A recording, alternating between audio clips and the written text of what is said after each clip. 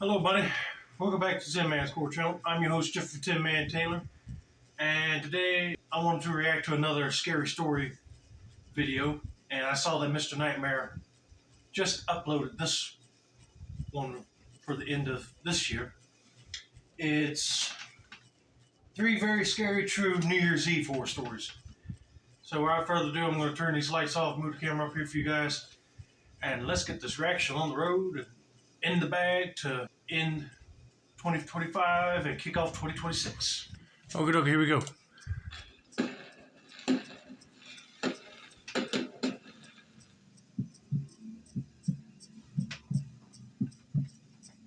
using a voice transcription thing on my phone since I don't really like typing and I'm not the best with words. This was, God, I don't even know, like 7 or 8 years ago now. Okay. Maybe 6, I'm not really sure. My life's been a bit chaotic since then, so my head's filled with all sorts of memories and whatnot. Anyway, this was New Year's Eve back when I was still dating my ex, Duda. We were on our way back from a party when everything went down. It must have been well after midnight because I remember being extremely tired. Also, I'm sure you don't need me to tell you that driving on New Year's Eve isn't exactly the smartest decision. You got that right, because you're out partying hard with friends, and there might be some alcohol involved just to kick off the new year. And yeah, you should not be driving at all, because then you'll be going to sleep behind the wheel. And that would not end good.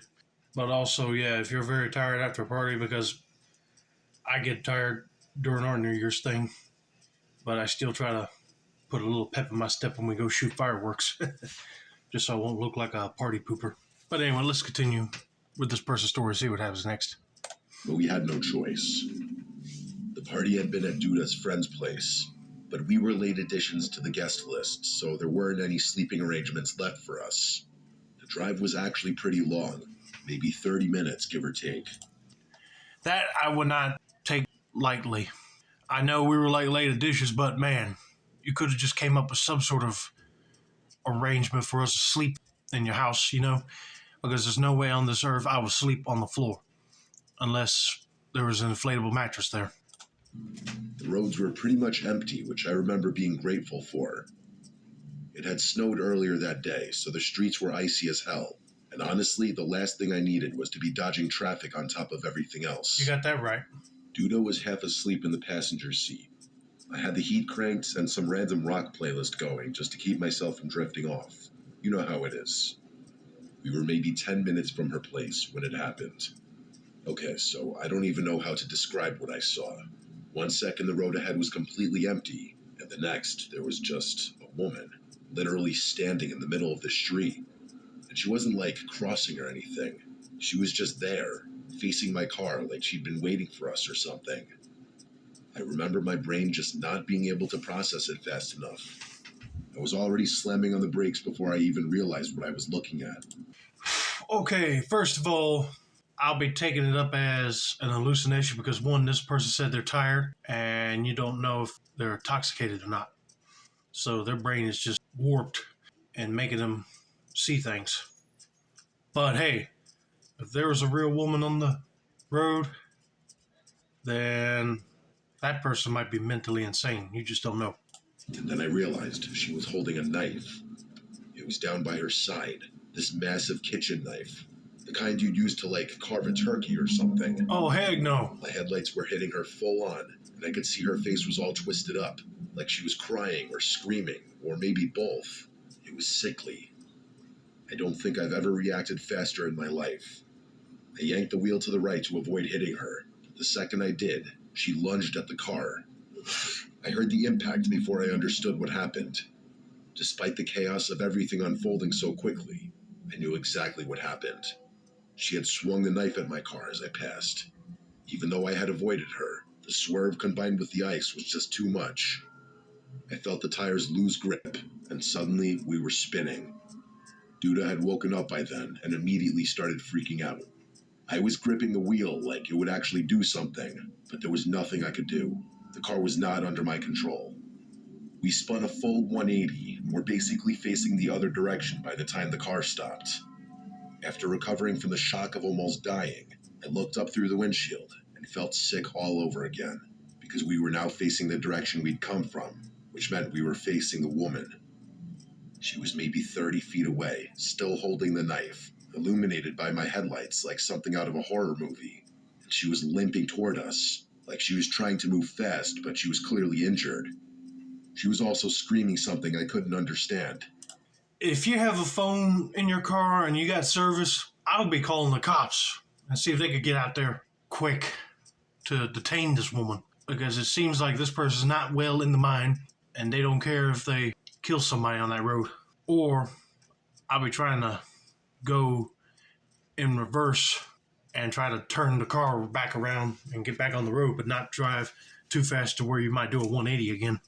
But yeah, driving on icy roads is no joke. You get on a slick spot, you lose control, you might end up whacking into somebody else's vehicle or just spun out and go into a ditch. Really dangerous. I would not recommend trying to be brave and tackle these roads in those conditions. Just this guttural, incoherent noise that sounded more like an animal than a person.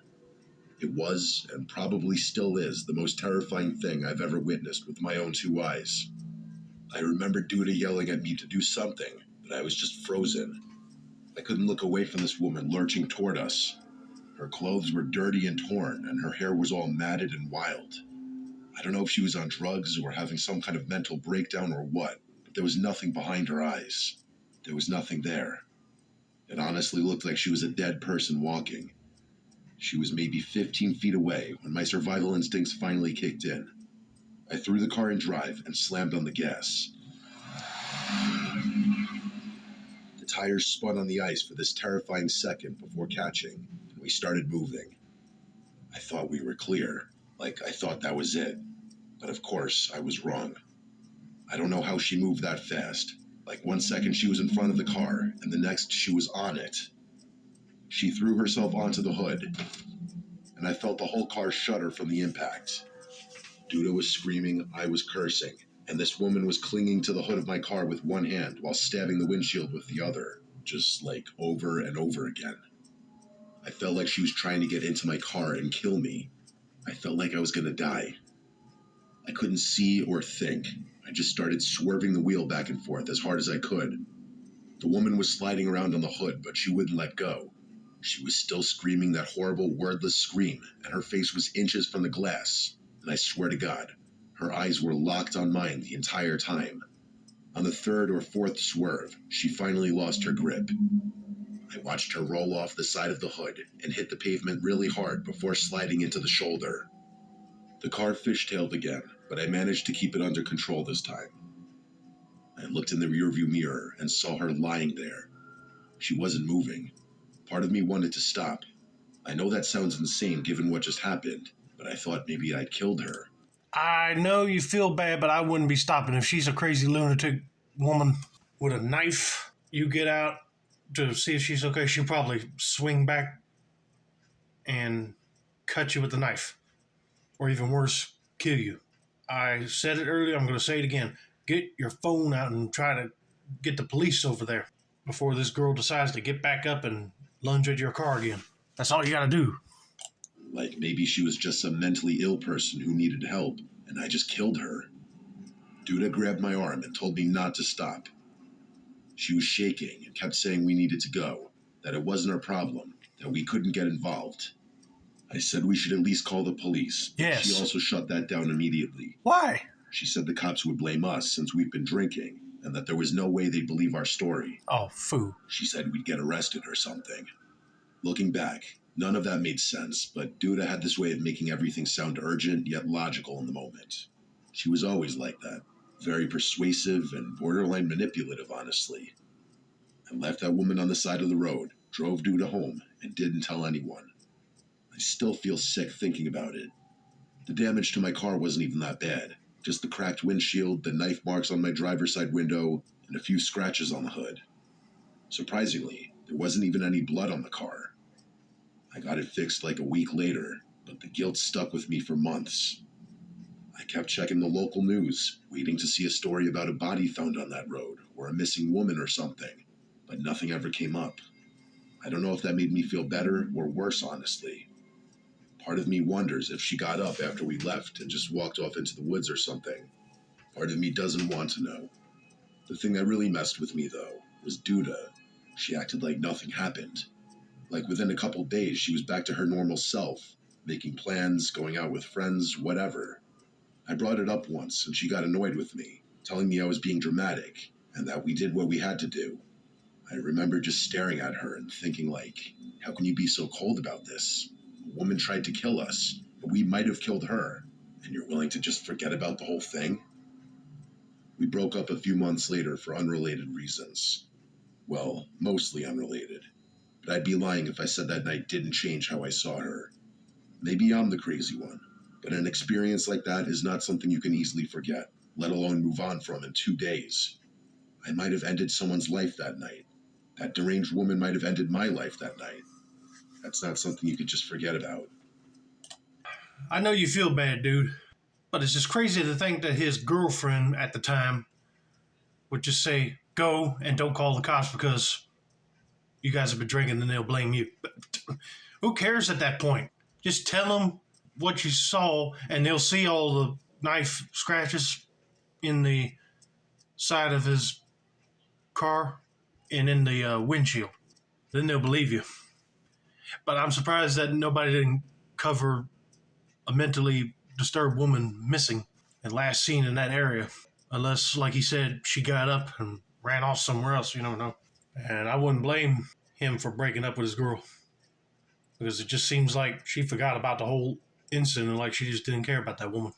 I know she was mentally disturbed and she was attacking you guys, but still, she don't need to be on the road and doing that to somebody else. If I was in this dude's situation, I'd be dropping the girlfriend off and then calling the cops. And then if I tell them why I waited down, just say my girl did not want to call you guys, but I feel guilty about it. And if she gets in trouble with it, oh well. She was the one that said, let's go. But that's just cruel. That someone that he dates thinks they should just forget about it since they left that woman. But I hope this guy could just move on from this incident and pray that that woman got the help she needed. So let's get on to story number 2, shall we?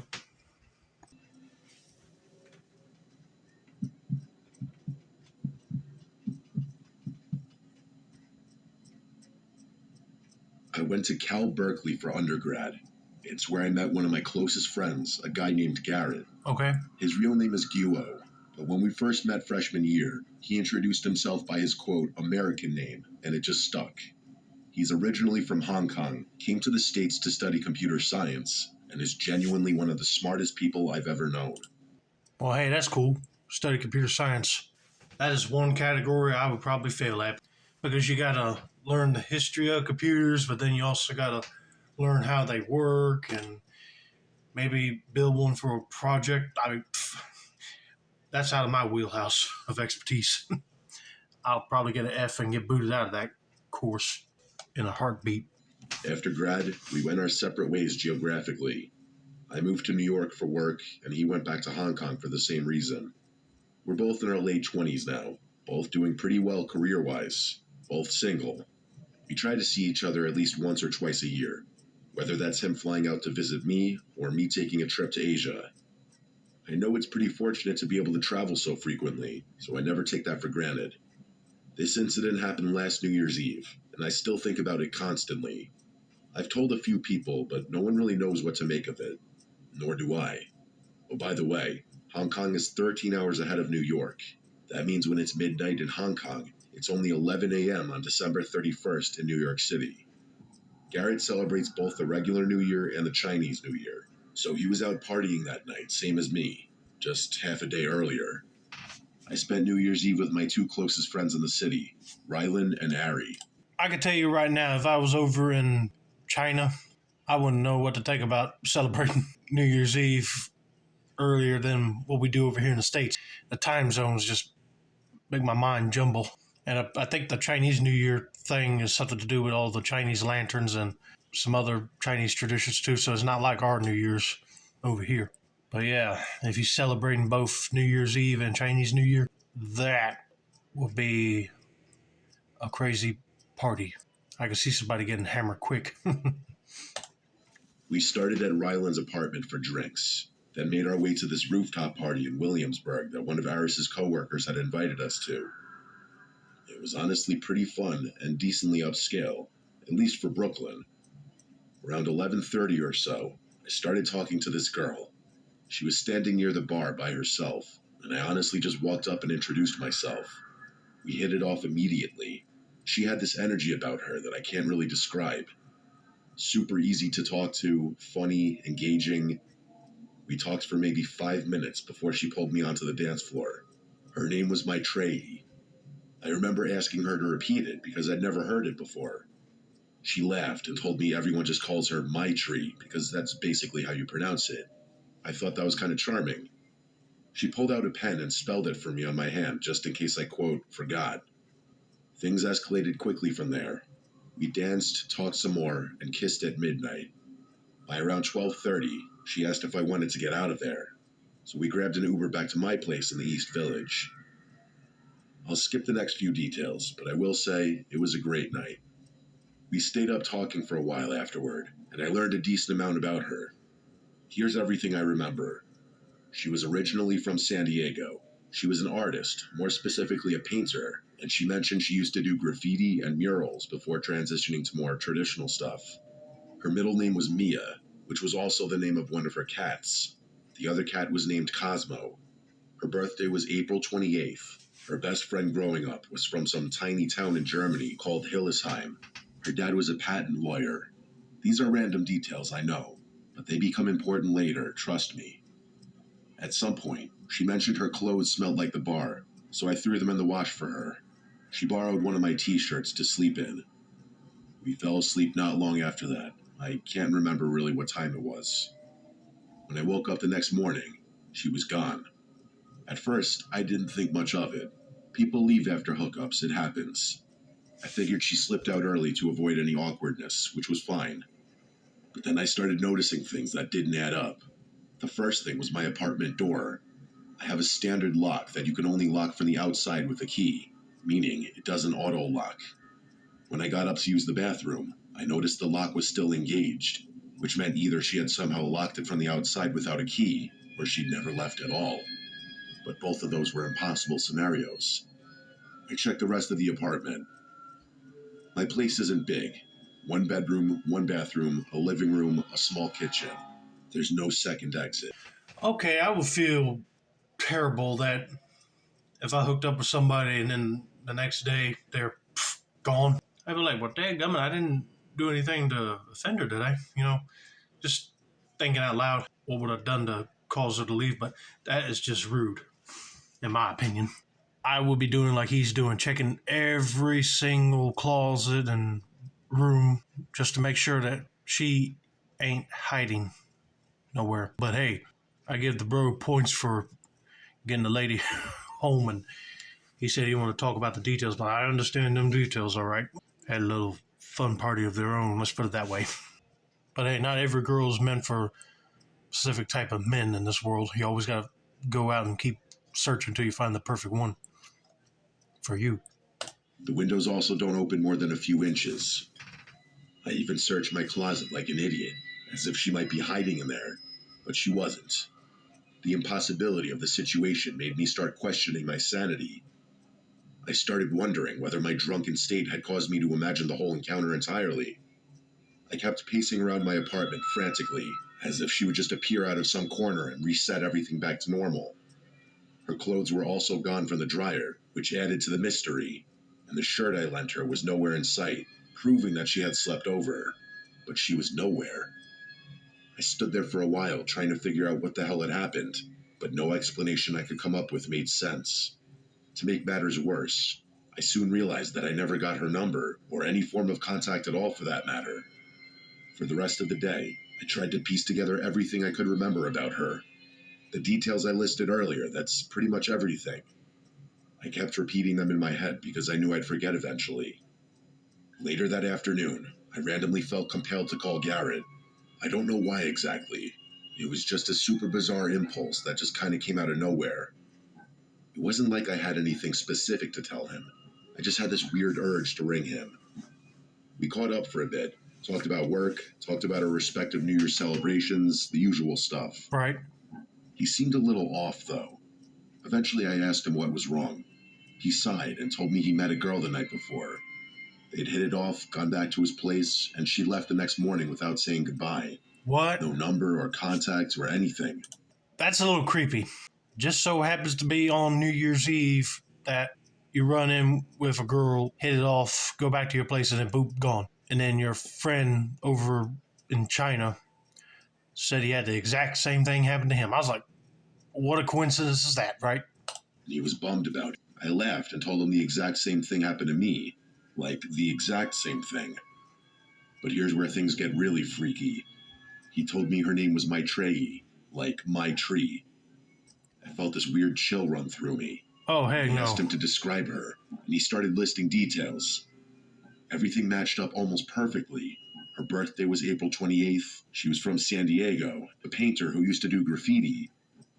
I cut him off before he could finish, and asked if she had a cat named Mia. That's when he went a little silent before saying yes. You could imagine what happened next. The two of us spent like 15 minutes just listing as many things as we could remember about her, and all of it lined up. It was actually kind of horrifying. It gets worse, though. He actually had pictures with her, something I didn't have, and he showed them to me. It was the exact same girl, I'm 100% certain. We tried to rationalize it, but every explanation we could come up with was ridiculous. And here's the thing. Hong Kong is 13 hours ahead of New York. Garrett met her around 11 p.m. on December 31st, Hong Kong time. I met her at around 11:30 p.m. on December 31st, New York time. That's roughly a 12-hour difference, but a flight from Hong Kong to New York takes at least 15 hours, and it's usually longer, more like 16 or 17. Even if she had somehow gotten on a plane the second she left Garrett's apartment, she couldn't have made it to that rooftop party in Williamsburg in time. The math didn't work. It was literally impossible. And even if we ignore the flight time somehow, how would she have known to go to that exact party? How would she have ended up talking to me? How would she have known to use the same name, the same details, the same everything? I still don't have answers to any of these questions. Neither does Garrett. We've talked about it probably a dozen times since then, and we always end up at the same place. We don't know what happened, and we probably never will. Neither one of us saw that girl again. The thing that messes with me the most is how real it all felt. I know for a fact that she wasn't some drunken hallucination. I literally talked to her for hours. She slept in my bed, and then she just vanished from a locked apartment with no other exits. Garrett and I don't really know what to do with this. We both tried looking her up online, but Maitreyi with no last name and only vague details about being an artist from San Diego doesn't exactly narrow things down. We found nothing. New Year's Eve is fast approaching, which is why this is all fresh in my head again. Usually, the insanity of crazy, unexplainable experiences fades over time, but for some reason, it feels like the opposite for me. The more time passes, the freakier it is to think about the possibility that I may have slept with a ghost on New Year's Eve. You know, I was just thinking the exact same thing. Because if the girl did not exit through any windows or the locked door, and your friend had an experience with her too in Hong Kong New Year's Eve time, then I don't know how else to explain it. It might be a ghost of a former graffiti artist that might have got killed and must have had ties to not only China, but somewhere in New York too. I mean, that's the only thing I could come up with because he's right. It'll take forever just to get from Hong Kong to Williamsburg, where he was at, just to be at that rooftop party. I mean, that's impossible. Imagine how many airliners are flying on New Year's because they got to watch out for all them fireworks shooting up in the sky, too. But man, that is creepy. I'm just glad that both him and his friend did not experience that girl taking nothing of theirs, because then I'll be thinking, yep, she set both of them up and wanted to see if there was anything valuable there to steal, but that did not happen, thankfully. I know that sounds ridiculous, but I don't have a better explanation for what happened. No, I believe you. That's just creepy.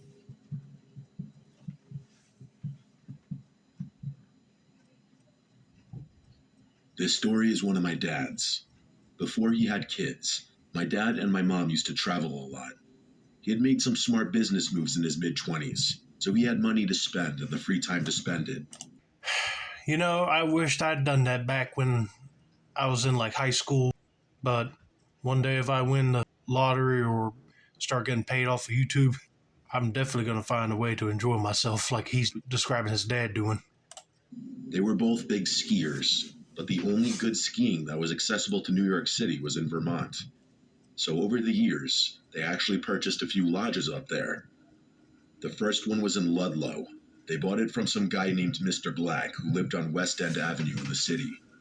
It was this old black shuttered place that my dad always referred to as the Black House, partly because of the shutters and partly because of the previous owner's last name. Yeah, that's kind of suspicious right there. A guy just goes by Mr. Black. I mean, that sounds like some weird code name for like an assassin or a spy.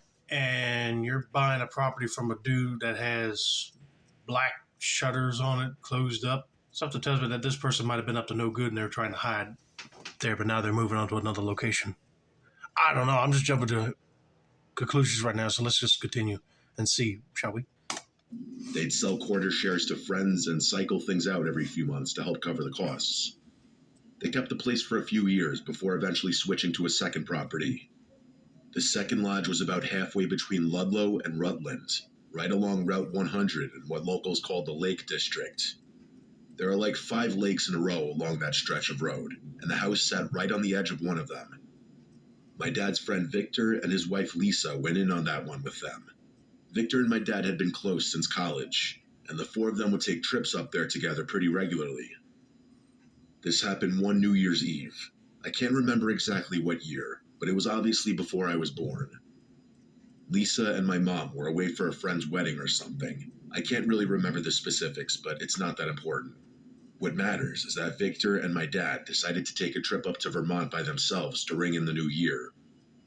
It was the night of December 31st. The 2 of them were upstairs cracking a few beers and just catching up. The upstairs of that lodge had these full-length windows that looked out over the lake, so they'd sit up there, listen to music, and watch the snow. It was snowing, of course, but not so heavily that you felt trapped. My dad said it was really peaceful that night. One of those nights you share with a good friend where you're both just happy to be far away from everything.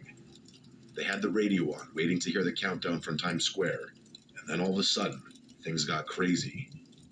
They were mid-conversation when a huge flash of light came from somewhere across the lake. My dad said his first thought was fireworks, but the flash didn't come from the sky.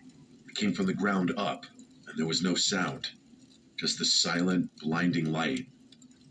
Victor stood up and walked over to the window, trying to make something out across the lake. My dad asked what he was looking at, and Victor said he thought he saw something moving out there. It was dark, obviously, but there was enough visibility from the snow on the frozen lake that you could see if you concentrated. So after a few seconds, Victor becomes convinced that there's a person out there. My dad told him that was impossible. There were no houses on that side of the lake. There were no trails, no roads, no anything. It was just pure woods on the other side of the lake. Hey, that don't matter. Someone who may be up to no good could just walk right through the woods. They could run off back into the woods and get back to their vehicle that they parked and go. I know that theory sounds kind of outlandish, but that's the only thing I'm thinking of right now. I can't imagine it being anything else. But Victor wasn't having it. He started throwing on his coat and boots, saying he was going to take a look. My dad tried to talk him out of it, but Victor was already halfway down the stairs. My dad grabbed his jacket and followed. The 2 of them burst out onto the back deck, and that's when they heard a voice. A young voice. It sounded like a little boy yelling help over and over again. My dad said it was faint at first, but unmistakable. There was definitely a child screaming for help somewhere out in that frozen lake. It had been well below freezing for months, so the lake was completely solid, no question about it. My dad said they didn't even think twice. They just started walking across. As they got closer, they could make out a figure standing on the ice, maybe 20 or 30 yards off the far bank. It was small, a kid for sure. My dad said he could see the shape of him against the snow. But then there was another flash. My dad said it was so bright he had to shield his face and drop to his knees. He couldn't see anything for a few seconds. Then when he finally opened his eyes and looked up, the kid was just gone. There was nothing out there but empty ice and snow. My dad said that's when he and Victor went from curious to terrified. They turned around and started racing back toward the house. My dad said he was running as fast as he could without slipping. Victor was a few steps ahead of him when he suddenly yelled and pointed up at the house. He was saying there was someone in the window, but not an adult, a little boy. My dad looked up, but didn't see anything besides the dark glass reflecting the snow. Victor swore up and down that he saw a kid standing right there, looking down at them. My dad didn't know what to say. He just wanted to get inside. They made it back to the house and searched the whole place. Every room, every closet, every corner, but there was no one there. The doors were all locked and the windows were shut. There was no sign that anyone had been inside. They decided to call it a night after that. My dad said neither of them really wanted to talk about what happened. They just went to their rooms and tried to sleep. Neither of them had even noticed midnight come and go. My dad woke up twice that night. Both times, he swore he heard a child laughing somewhere in the house. He lay there in the dark, listening, but it always stopped before he could figure out where it was coming from. The thing that freaked him out the most wasn't the kid on the lake or the figure in the snow. It was the light. That bright, blinding flash that came out of nowhere. He said he and Victor talked about it for years afterward, trying to come up with some kind of explanation. Lightning, a flare, fireworks from some distant town, but nothing made sense. There was simply no source. It just happened twice, and then it was over. They ended up cutting the trip short. My dad said they never talked about that night with my mom or Lisa, not until years afterward at least. My dad still doesn't know what happened out there. He's told me this story maybe 3 or 4 times over the years, and every time he gets to the part about the light, he just kind of trails off. I asked him once if he thought it was something supernatural, and he just shrugged and said he didn't know what else it could have been. I'm going to have to agree with the son telling the story here. It might have been supernatural because I'm thinking that the flash of bright light that they saw was probably a sign that a ghost was coming in from a portal somewhere maybe. And then when the flash of light came back, they said they didn't saw him. It's like the ghost just of that boy just gone. Almost like a sign that somebody was from a side that we don't even know about. We're all the people that passed away is lingering that, But that would be creepy that you see a flash of light twice and then the boy is gone, but then when you go to your cabin, he's right there. And I said that's creepy. I don't blame him for cutting the trip short because I would have been going too. But anyway, I hope you guys enjoyed this video. Don't forget to like, subscribe, turn on post notifications for more Mr. Nightmare content like this. This has been another successful installment of the Tin Man Score channel. I'm your host, Jeffrey Tin Man Taylor. I said that's a wrap, and Happy New Year, everybody.